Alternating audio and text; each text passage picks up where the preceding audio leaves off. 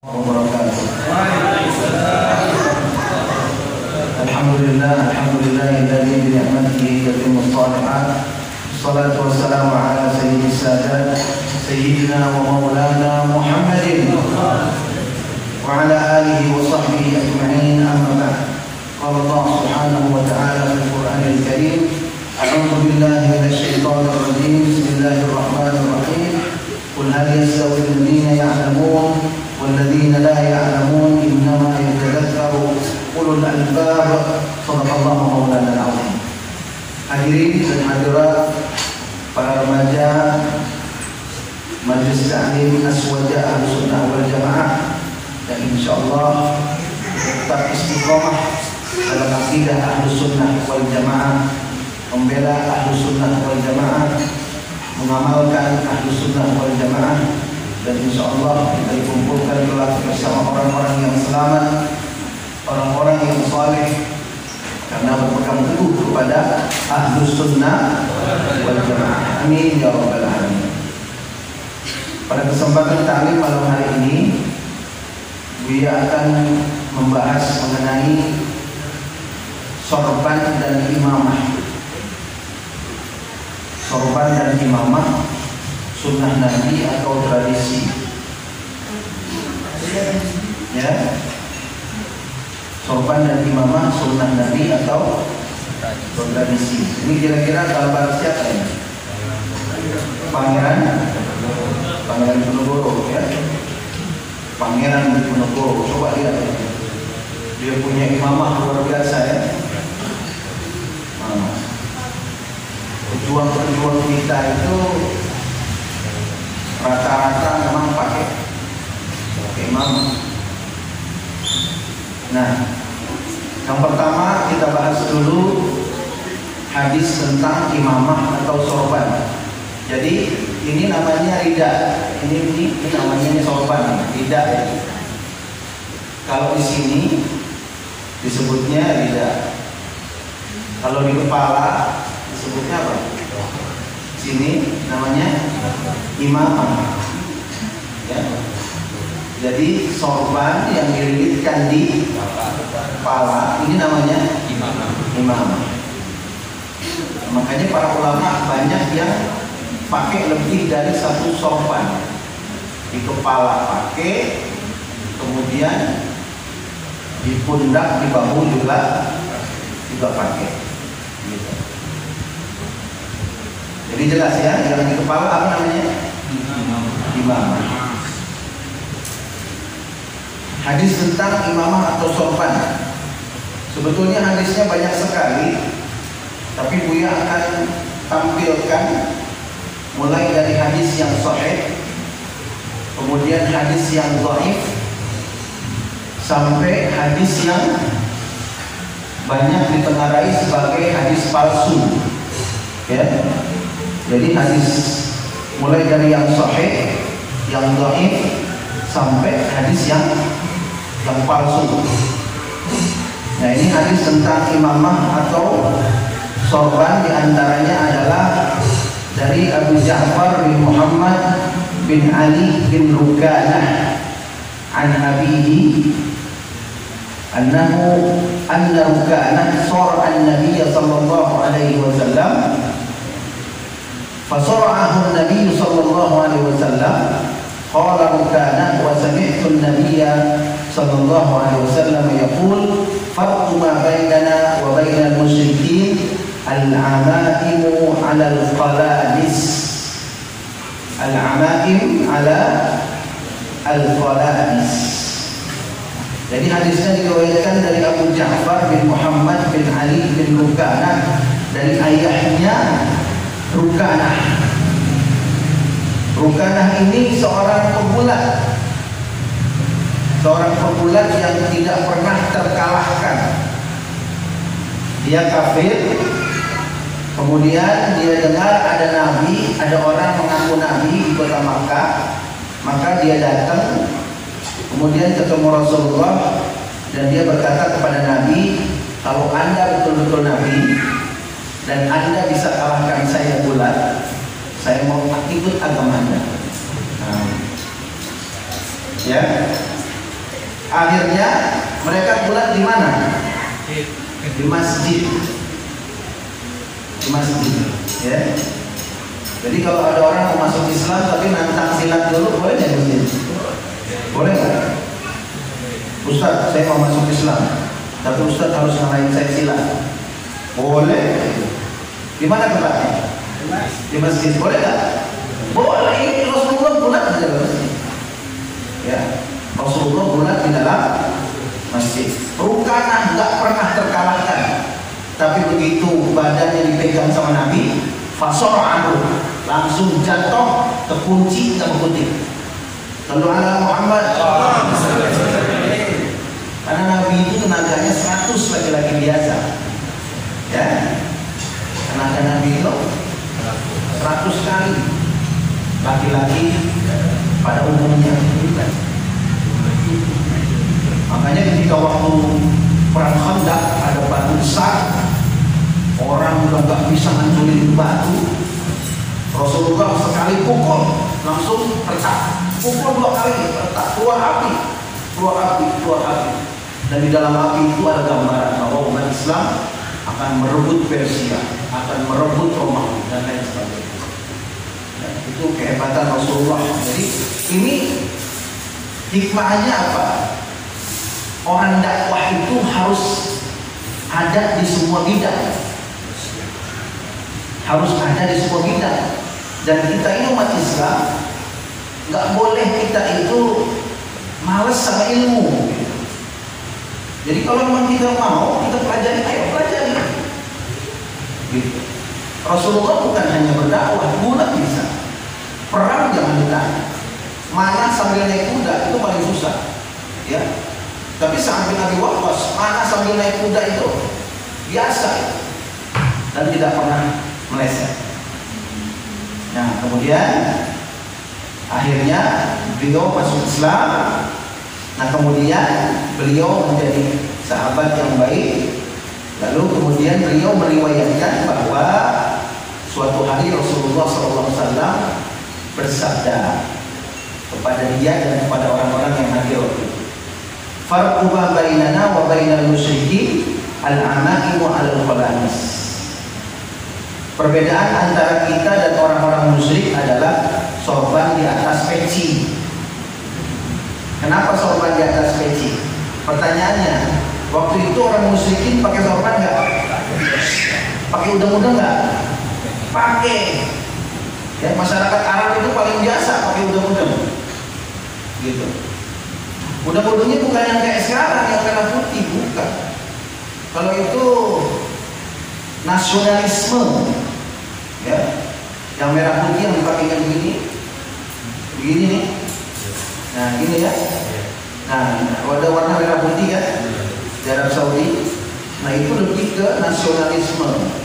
Ada yang mengatakan itu baru muncul pada abad ke-18 gitu, ya.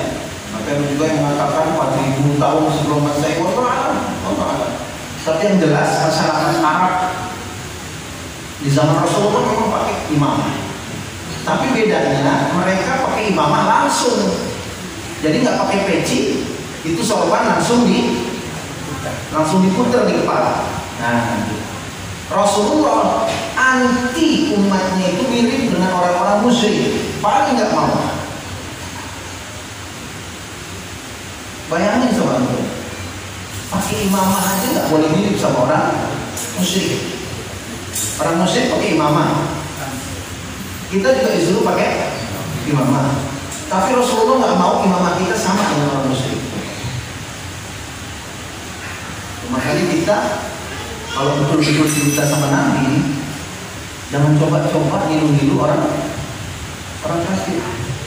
Apalagi sampai bangga, ya. Mau siapa dia orangnya, mau apa alasannya, nggak boleh. Apalagi sampai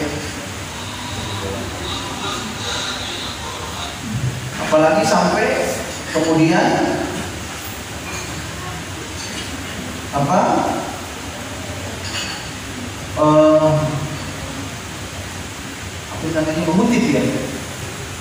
mengutip daripada kitab suci agama orang lain. Gak boleh itu.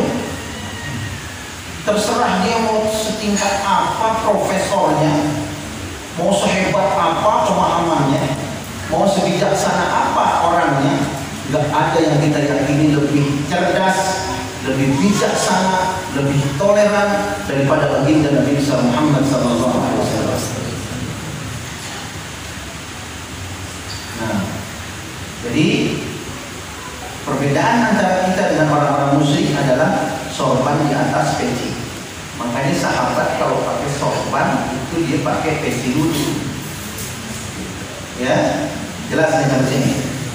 Jadi perbedaannya apa antara sorbannya, imamahnya orang musyrik dengan umat Nabi Muhammad, apa bedanya? Peci ya. Orang musyrik pakai peci enggak? Umat Islam pakai. Jadi antum kalau mau pakai imamah, pakai peci dulu. Jangan langsung pakai sorban gitu. Enggak boleh. Itu mirip dengan orang-orang musyrik. Kemudian hadis berikutnya dari Ibnu Umar, qala kana Nabi sallallahu alaihi wasallam idza tamma sadala imamatahu baina katifaihi. Qala Nafi' wa kana Ibnu Umar yasdilu imamatahu baina katifaihi. Dari Ibnu Umar dia berkata bahwasanya Rasulullah kalau pakai sorban, pakai imamah, dijuraikan buntut sorbannya itu di antara dua pundak atau bahunya. Jadi begini, ada buntutnya. Ini buntut imamah ada namanya, du'abah namanya. Disebutnya apa? Kalau kita bilangnya apa? Buntut aja ya, buntut imamah. Tapi kalau di kalangan orang Arab itu namanya du'abah. Dalam fikih disebut dengan du'abah. Jadi sunnahnya itu depannya begini. Nah ini Buya tampilkan wajah-wajah orang mulia yang mudah-mudahan kita dapat rahmat. Amin. Ya Rabbal Alamin. Ini siapa nih? Al-Habib Umar bin Hafiz. Ya, Al-Habib Umar bin Hafiz dari mana? Dari Yaman, dari Tarim. Coba perhatikan yang sebelah kanan antum itu du'abahnya ada berapa? Hah? Sebelah kanan antum sebelah mana? Sebelah sana? Sebelah sana? Ada berapa? Dua ya? Satu di sini, satu di sini. Kan gitu ya? Yang sebelah kiri antum? Satu. Memang boleh. 3 aja boleh. 4 nggak ada. Gitu. Kalau 100 bukan apa? Rambut namanya. Ya. Jadi ada yang 1, ada yang 2. Boleh. Nah ini beliau ini cara pakai imamahnya ini bersambung sanadnya sampai Rasulullah SAW. Habib Umar bin Hafiz dari tadi. Jadi beliau memakai seperti ini. Jadi memang ditaruh di depan. Jadi ulama-ulama kita tuh ngapain aja, jangan pernah berpikir bahwa beliau itu suka-suka mereka. Makanya sampai ada yang tega bilang bid'ah, bilang inilah, bilang itulah, tega bener sama ulama. Emang ulama gak ngaji gitu?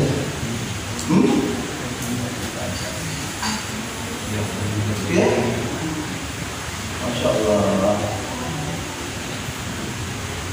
Jangan sampai kita baru ngaji, gitu, baru ini, udah berani ngatain ulama, udah berani ngatain orang-orang alim, disalahin, dibid'ahkan. Itu bukan ahlus sunnah, bukan.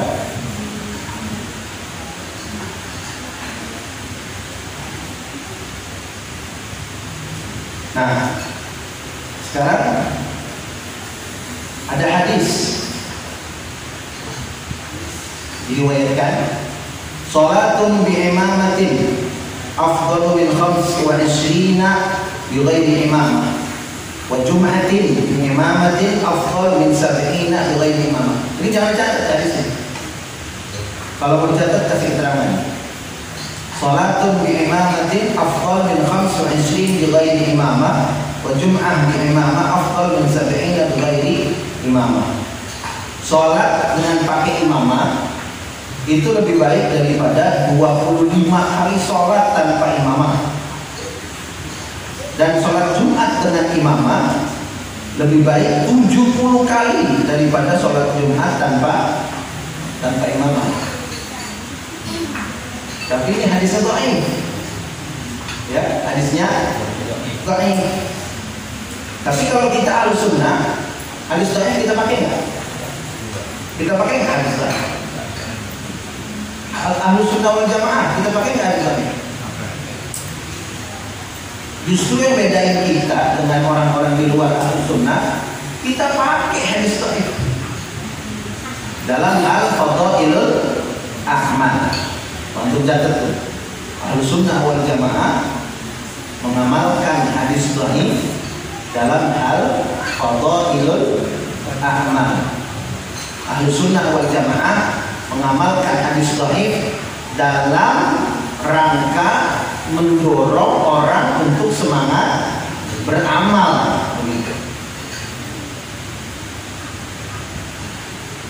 Boleh dipakai. Bahkan kalau Ahlus Sunnah wal Jamaah bilang al-haditsu dhaif khairun min qaulil ulama. Hadis dhaif itu lebih berharga, lebih baik daripada perkataannya ulama. Itu kalau Ahlus Sunnah wal Jamaah. Jadi hati-hati kalau ada orang, oh ini hadis dhaif, enggak. Oh ini hadis dhaif, enggak. Oh ini hadis dhaif, enggak. Hati-hati.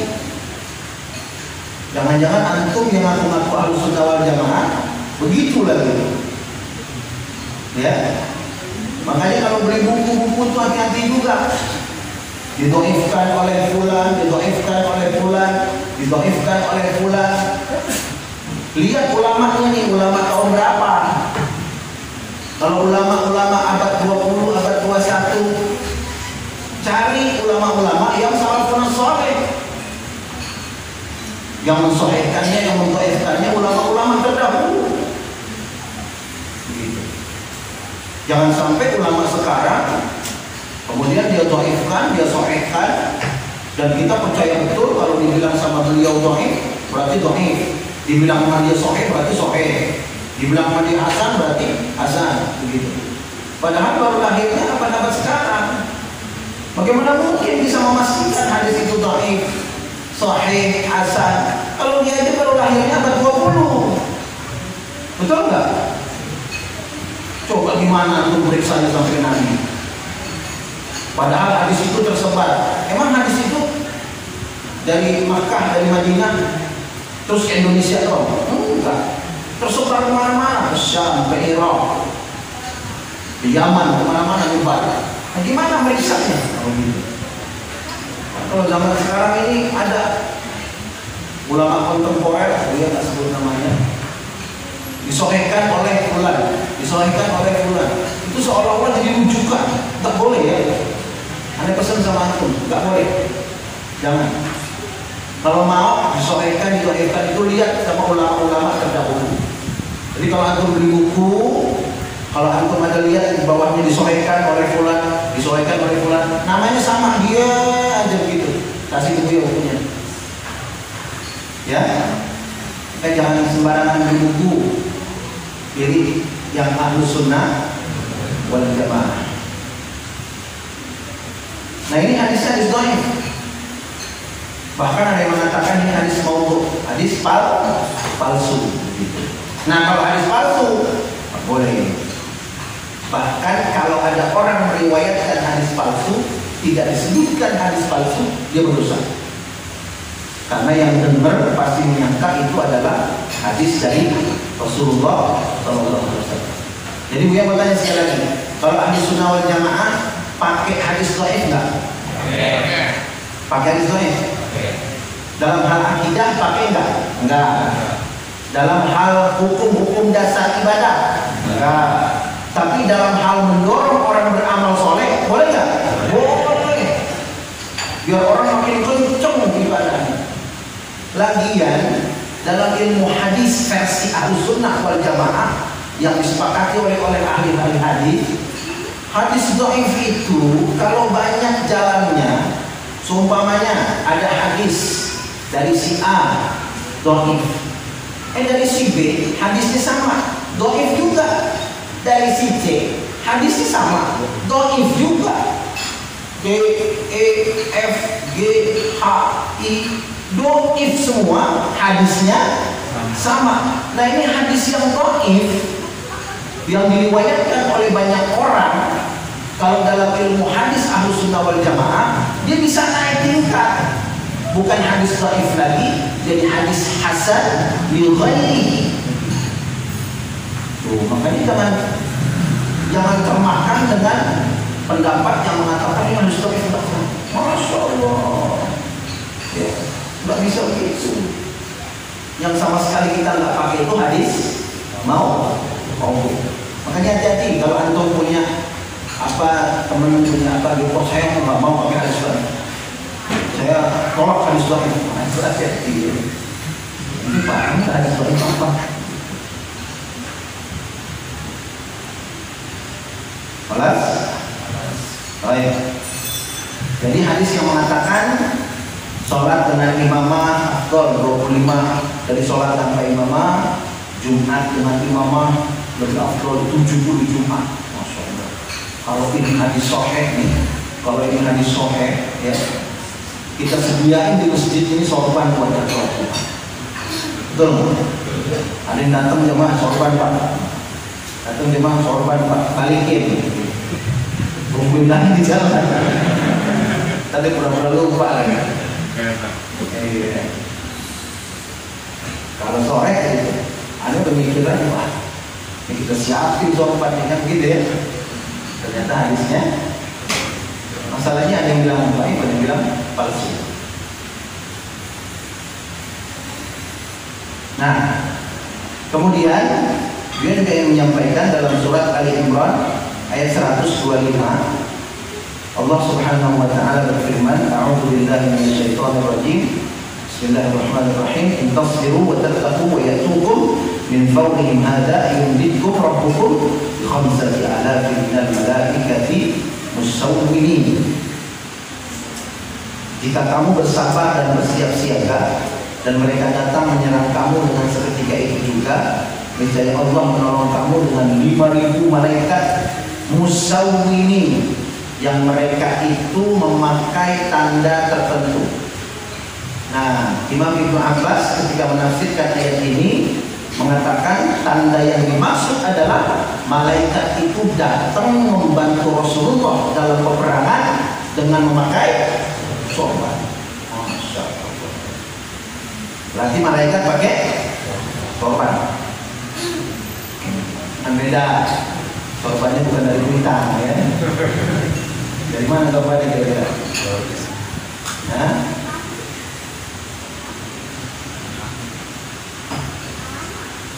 Jadi kalau ini ayat dan ini kuat. Jadi ada hadis sahih yang mengatakan Rasulullah pakai sorban. Dan banyak hadis menggambarkan para sahabat pakai sorban, baik yang imamah ataupun yang dibatu. Kan begitu ya. Baik yang imamah ataupun rida. Gitu. Itu sudah tidak bisa dibantah lagi. Nah sekarang kita lihat ini siapa ya? Sebelah kanan antum siapa? Hah? Kiai Haji? Kiai Imamah enggak? Pakai imamah enggak? Pakai. Sebelahnya siapa?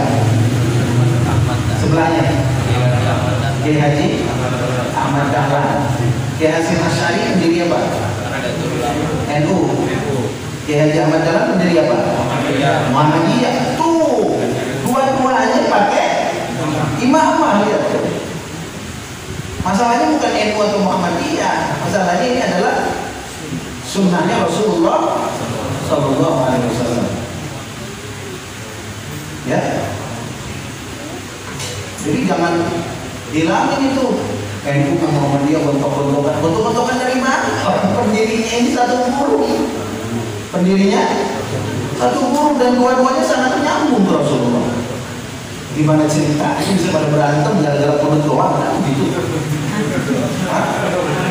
Gara-gara kunut berantem.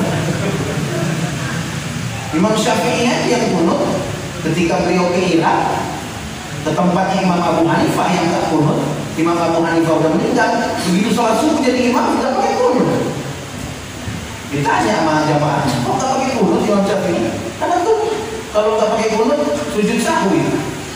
Enggak. Ini ahtarimu sahibah al-tariq.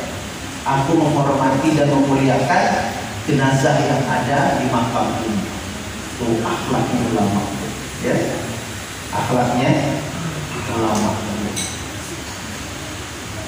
Cuma menghormati orang yang ada di makamnya itu. Imam Syafi'i nggak pakai kunut. Coba ya, nah, itu malu kita makanya kalau berantem gara-gara itu. Karena kunut nggak kunut masih ahlu sunnah. Nah, tapi kalau keluar nggak mengikuti mazhab yang empatnya, ahlu sunnah bukan? Masih ingat ahlu sunnah wal jamaah itu apa? Harus ingat ahlu sunnah wal jamaah satu dalam madhab fikih mengikuti salah satu dari 4 madhab. Itu harus. Boleh Imam Syafi'i, boleh Imam Hanafi, boleh Imam Malik, boleh Imam Hambali. Yang nggak boleh loncat-loncat, nggak boleh.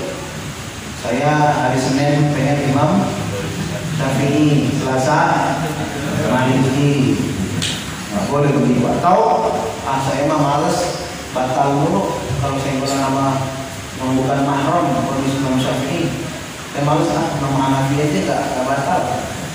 Lebih praktis itu nggak boleh. Jadi boleh ikut salah satu. Kemudian dalam mazhab akidah ikut siapa? Imam Asy'ari dan Maturidi. Nanti kita ulang-ulang ya biar antum ingat. Targetnya itu antum ditanya baru bangun tidur ditanya apa ciri-ciri Ahlussunnah wal Jamaah, antum langsung bisa jawab. Kalau perlu ngigonya itu, ya. Orang kalau udah saking menguasai ilmu, ngigonya itu bisa pakai ilmu.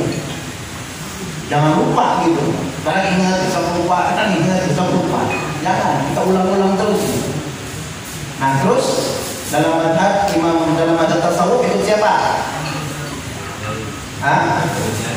Imam Al-Ghazali dan Abul Hasan Asy-Syadzili, ya.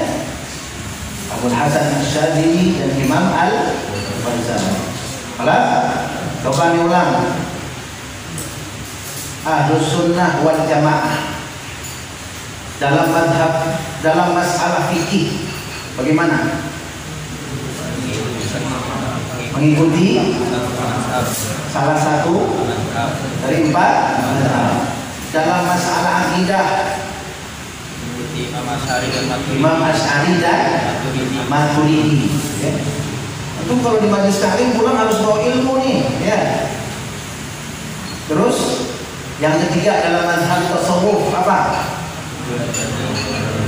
Imam Al-Ghazali dan Abul Hasan Asy-Syadzili. Itu Ahlus Sunnah wal Jamaah. Saya Ahlus Sunnah wal Jamaah. Oh iya, mazhab apa? Oh saya nggak mazhab. Ahlus Sunnah bukan? Bukan. Jangan main-main aja. Jangan main ngaku-ngaku aja, ya. Antum Ahlus Sunnah wal Jamaah. Oh iya lah, Ahlus Sunnah wal Jamaah. Masya Allah. Masya Allah, nggak mungkin lah saya bukan Ahlus Sunnah. Itu mazhab saya. Oh enggak, kayak mazhab. Ada langsung Rasulullah. Biasa lah. Nggak bisa gitu. Nah ini siapa nih?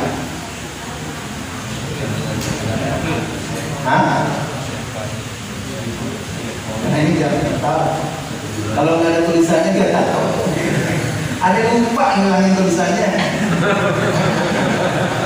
Jadi bocor gitu. Jadi nggak seru lagi ya.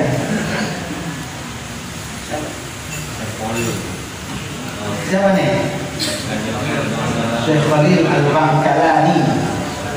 Syekh Khalil Al-Bangkalani. Jadi dulu di zaman puncak-puncaknya keberkahan ilmu,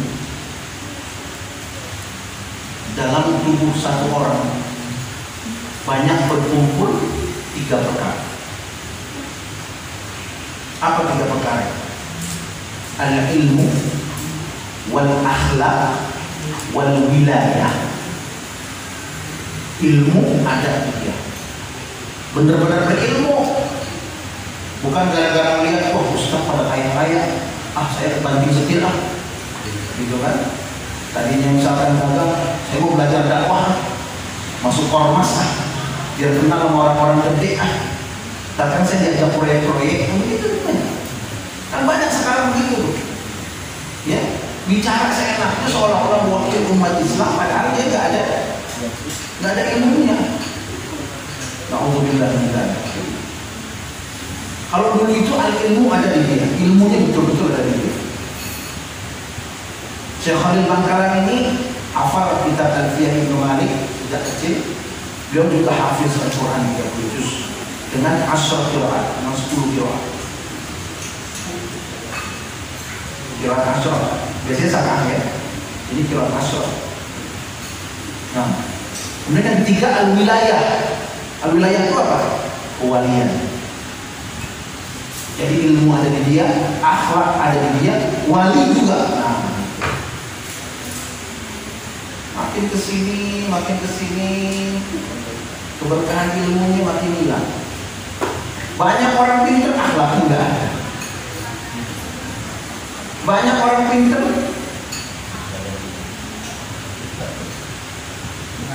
kalau Syekh Khalil, Anda mau sampaikan kantong Syekh Khalil ini, suatu hari beliau pernah sholat waktu beliau mondok. Beliau sholat persis di belakang kiainya sholat. Allahu Akbar. Tiba-tiba Syekh Khalil waktu masih kecil ketawa lagi sholat, ketawa. Makin lama makin kenceng ketawanya. Gitu. Terus diam, ketawa lagi, masih kecil. Begitu selesai salam, ditegur sama kiainya. Kamu kenapa ketawa lagi sholat? Kan tidak boleh. Kenapa kamu ketawa? Kata kiai. Terus kata Syekhuna Khalil apa? Habis katanya, saya lucu kenapa?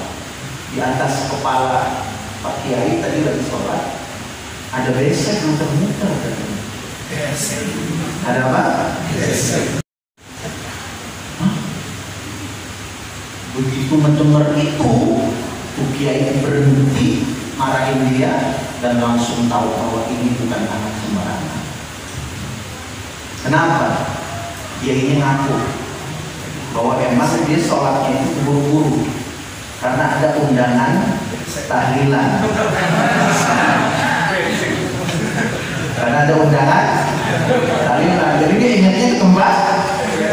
Nah, sama Syekhuna Khalil kecil dikasih lihat sama Allah ada besek muter-muter, ada ketawa jadi tuh dari kecilnya begitu. Makanya hati-hati. Tapi kalau ini ketawa itu nggak ada masalah, ada alasan aja ya. Di atas bui ada besek.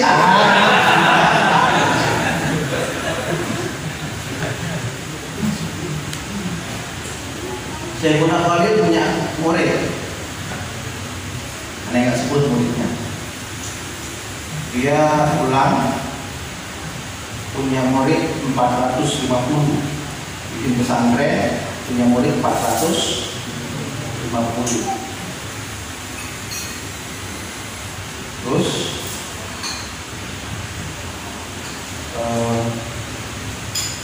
jadi yang muridnya Syekh Khalil ini bapaknya. Nah, anaknya belajar kemana-kemana, terus buka pesantren sendiri. Sudah punya santri 450. Tapi ini anaknya belum belajar ke Mbak Khalil. Nah, bapaknya datang. Ini pesantren kamu, iya.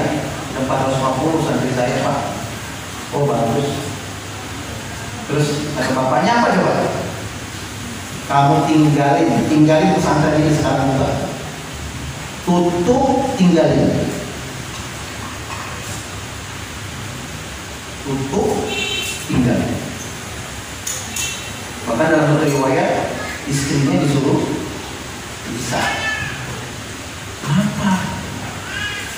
Kamu belum berburu kembang api. Pergi dulu di sana. Nanti kalau udah berburu baru balik lagi. Baru perbaiki lagi. Belum sempurna kamu belum belajar sama dia. Anak yang taat karena ilmunya, ya, dibantu itu. Sudah punya pesantren 450 orang, tinggal deh. Istrinya tinggalin juga. Ikut sama orang tua. Kalau ikut sama orang tua, gak bakal nggak berkah. Yang nggak berkah itu kalau melawan sama orang tua, merasa hebat. Saya kan dari jurusan teknik elektro, saya kan kimia metalurgi, bapak apa? Kan saya bapak apa? Pembangunan kulit. Nggak bakal berkah itu orang itu. Walaupun dia merasa tinggi, tapi di mata Allah dia lebih hina daripada apa? Daripada makhluk Allah yang paling hina. Jadi kalau mau orang tua kita nggak boleh merasa lebih hebat ya. Kalau orang tua nyuruh Sabina, makanya banyak rumah tangga nggak berkah itu gara-gara antum yang laki-laki merasa hebat nyari calon jodoh, calon istri tanpa harus mendapat persetujuan dan ridho dari orang tua antum. Kami sudah hidup semati. Itu surat-suratnya aja udah kalau di jilid itu udah 12 jilid setengah. Handphone 3 hang semua. Gara-gara sering chatting.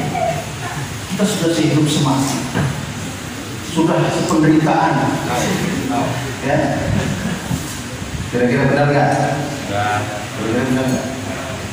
Belum tentu. Taruhlah udah suka, udah cocok.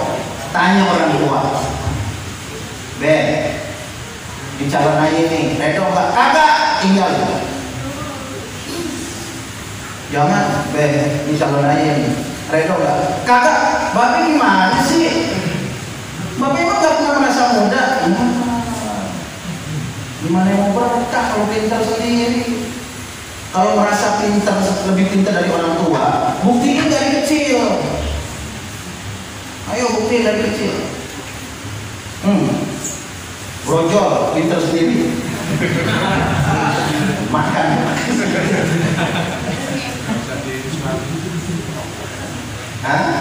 Kita mesti ke situ, betul tak?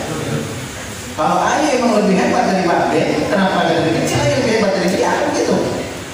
Bagaimanapun kita, bapak kita lebih hebat, ibu kita lebih hebat. Ini calon ayah ini, setuju nggak Mi?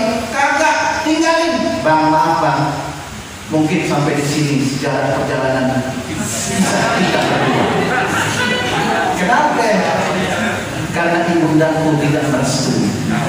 Kenapa gak lobby? Sudah 100 kali. Tapi tidak kunjung ada respon yang positif. Positif bukan corona orang. Bagaimana? Positif? Astagfirullahaladzim. Bukan corona. Itu kalau mau berkah gitu tuh. Ini kenapa kita jadi bang jodoh ini? Tapi ingat itu luar biasa ya. Ini contoh nih. Akhirnya ditinggalin tuh. Ingat omongannya nih. Ingat omongannya. Udah banyak kejadian begitu. Gak redo ibu ente. Jalan ente semulus apapun akan penuh dengan lubang. Gak redo ayah ente. Sepintar apapun, sehebat apapun, pasti ente itu gak akan bahagia dunia. Apalagi kalau nyari jodoh. Merinding. Jangan dulu. Yang penting orang tua ridho, ya. Belajar terus entar jodoh lagi. Nih, kembali ke kisah Syekh Khalil ya. Syekh Khalil. Biasanya berdua yang bilang apa-apa. Akhirnya dia berangkat ke Syekh Khalil. Tahu nggak? Begitu sampai di tempatnya Syekh Khalil udah nungguin jarak kurang lebih 1 kilo dari pesantrennya Syekh Khalil. Syekh Khalil udah nungguin di depan, bawa kentongan dari kayu, bukan dari bambu, dari kayu. Bawa kentongan dari kayu. Begitu datang, nggak pakai bambu, langsung Syekh Khalil kentongan bukan buat kentong, ternyata dihajar palanya. Coba itu mau buru begitu, mau nggak? Kalau mau kita tes ayo. Selasa malam Rabu, Buya mau bawa kentongan dari besi. Kosong di majelis. Terus kemana? Kurang sehat Buya. Bilangnya takut. Kalau ini murid, masya Allah, nggak pakai bambu Syekh Khalil, dihajar palanya, dihajar badannya, dihajar kakinya, ditahan. Cuma ini mau berburu begitu gimana coba? Nggak pakai ditanya gimana perjalanan, ada, langsung dihajar di kepalanya. Kalau orang yang modern, orang yang keren gitu ya, itu secara akademis tidak masuk akal. Memang dia mau udah dunia ini bukan dunia akal ente. Ente kan masih pakai mesin ketik, masih pakai komputer. Buat ente canggih, buat mereka ya masih pakai komputer. Ente punya jet pribadi, buat ente hebat, buat mereka ya lama. Bener nggak? Jet pribadi buat mereka apa? Kalau mereka kemana-mana gimana? Ke bandara dulu kagak, sampai kan gitu kan? Dihajar, dihajar. Ini udah bukan masya Allah, udah dunia itu lain ini, makomnya udah lain. Jadi cuma bisa bersama, jangan dipaksain sama kita. Sampai pesantrennya pukul itu. Begitu sampai pesantren masuk di rumahnya Pak Khalil, dibukain satu kamar sama Pak Khalil, dibuka, ditendang kencang-kencangnya, nyusup kamarnya, tutup kunci, cetrek. Dan besok pagi buka, cetrek, suruh pulang. Udah, begitu doang udah. Dan kata bapaknya, udah. Kalau kita bilang udah gitu deh, lu belajar cepet banget. Udah, gitu ya. Bapaknya juga wali ya. Udah berarti kamu udah sempurna. Begitu. Jadi nggak semuanya itu ilmu, akhlak dan wilayah. Ini yang susah. Ilmu mah banyak, gitu kan? Akhlak yang mulai susah. Wilayah apa? Wilayah itu maksudnya kewalian. Kalau itu masih mendingan dipukulin pakai kentongan kayu. Ada lagi yang mau belajar sama Pak Khalil ditolak berkali-kali. Sekali diterima, dijorokin ke sawah, dibatok pakai golok. Mau belajar. Itu nggak semua orang yang gituin, orang-orang tertentu. Dibacokin pakai golok. Ini yang meriwayatkan ini yang masih punya sanad dengan Mbak Khalil. Jadi ini bukan cerita bohong ya. Sumbernya valid. Dijorokin di sawah, dibacokin. Dibacokin nggak tahu kayak apa rasanya itu. Ya, gotong, dilemparin ke kamar sama kunci ini. Kata Mbak Khalil, jangan keluar kalau belum bisa keluar sendiri. Sehari nggak bisa keluar, 2 hari nggak bisa keluar, 3 hari bisa keluar sendiri. Kagak ada bekas sedikit pun. Pulang jadi ulama, buka pesantren, muridnya dibuat.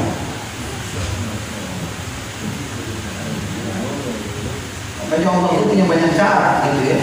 Kalau udah dekat, aneh ingat betul ucapan Habibana al-Mahbub ila ruh wal ihsan wal qulub al-Habib Ali bin Abdul Rahman bin Ahmad bin Abdul Razak al-Sikam. Beliau mengatakan inna lillahi ibadah idza aradu arad. Sesungguhnya Allah itu memiliki hamba-hamba pilihan yang jika mereka menginginkan sesuatu, itulah keinginan Allah Subhanahu wa Ta'ala. Gimana jadi coba? Allah memiliki hamba-hamba yang jika mereka menginginkan sesuatu, itu adalah keinginan Allah. Nah, ini Syekh Khalid. Coba Syekh Khalid pakai imamah nggak? Pakai. Oh, ada. Sekarang pakaian salafus saleh. Sahabat pakai. Imam Abu Hanifah punya sorban 7 setiap hari ganti. Imam Malik bahkan ibunya pakai sorban kalau mau hafal hadis. Makanya bapak-bapak, ibu-ibu yang belum pernah beli anak, ya, jangan dibelinya gambar apa? Doraemon. Boleh beli kaos gambar Doraemon, boleh nggak? Boleh. Tapi beliin juga dong yang ingetin nih dari kecil bikin sorban. Sorban ada yang murah nggak? Berapa paling murah? 5.000 atau 5.000? Itu bukan sorban, itu sedek.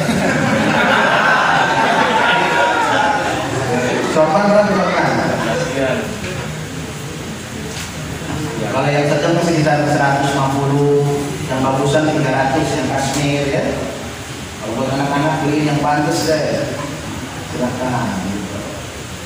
Beliin nih, yang belum punya sorban beli. Nih Imam Malik, sang ibu memakaikan sorban kalau mau menghafal hadis. Di ibu lama besar. Jadi kalau antum mau dapat fadilah yang lebih ketika hadir majelis ilmu, ya, antum pakai sorban. Oh iya, anda kan bukan ustaz. Siapa dia mau memakai sorban ustaz doang? Enggak. Orang biasa juga boleh pakai sorban, boleh nggak? Nah, cuman imamah. Wah, besok nanti pakai imamah semua. Nah, kalau mau pakai imamah boleh nggak? Boleh, tapi yang harus betul-betul jaga. Tanggung jawabnya lebih besar kalau pakai imamah. Tapi kalau pakai sorban, pakai aja. Kan jangan sampai nggak punya sorban di rumah nih. Ya, celana jin banyak. Celana apa? Celana jin. Sorban nggak punya. Imam Syafi'i imamahnya besar. Imam Hambali imamah besar. Dililit di bawah dagu, nanti ada gambarnya. Imam Bukhari pakai sorban. Imam Muslim pakai sorban. Dua-duanya bukan orang Arab. Ini kenapa dia sampaikan ini? Karena sudah mulai ada usaha-usaha untuk menjelekkan setiap hal yang berasal dari sunnah Rasulullah SAW. Betul nggak? Pakai sorban, pakai imamah, kesannya itu teroris, kesannya itu tidak Pancasilais. Nah, Pangeran Diponegoro kurang Pancasilais gimana lah? Yang ngomong masih di alam mana tahu, dia udah berjuang. Coba kurang adab nih yang ngomong.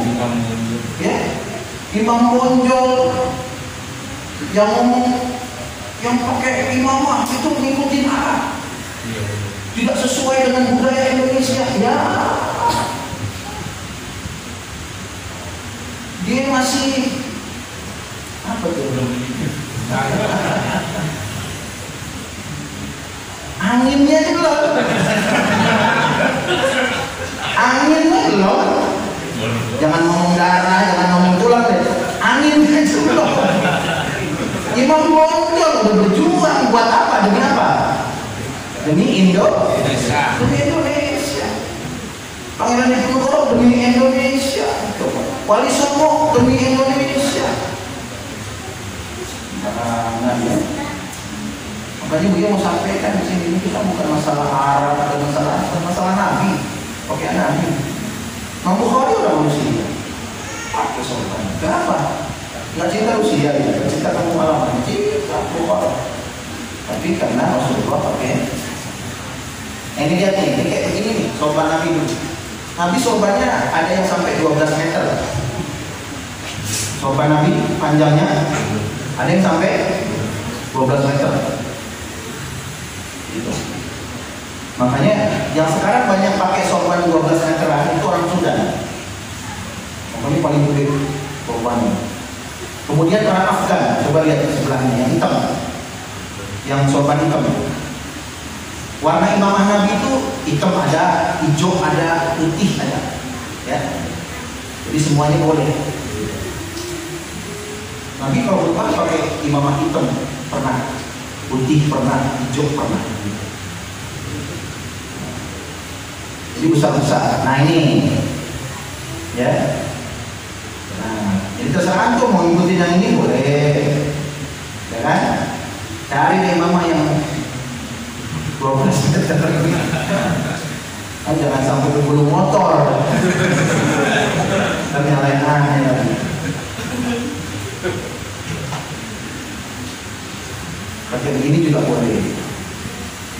Ya, kalau ada sarannya yang belum biasa pakai sorban, beli aja begini-begini. Hah? Setuju ya? Iya, Selasa besok udah pakai sorban semua, setuju nggak? Ah malu ya, malu ngikutin Nabi. Bagaimana diajak perang pakai sorban aja malu.